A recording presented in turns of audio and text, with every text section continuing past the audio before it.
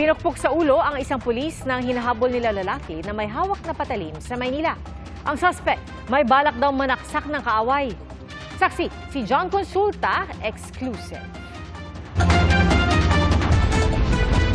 May dalang patalim ang lalaking yan habang tumatakbo sa bahaging ito ng Malati, Manila noong Sabado.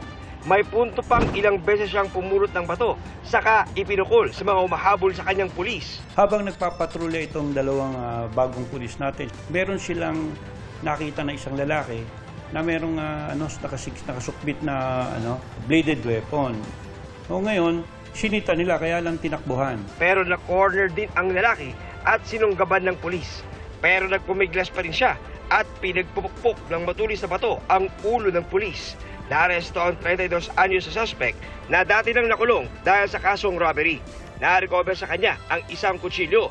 Duguan naman ang responding pulis na nagtamo ng malalim na sugat sa ulo. Hinahawakan niyang pilit yung katawan, at the same time yung kamay nitong suspect natin at baka makuha yung patalim sa kanyang katawan.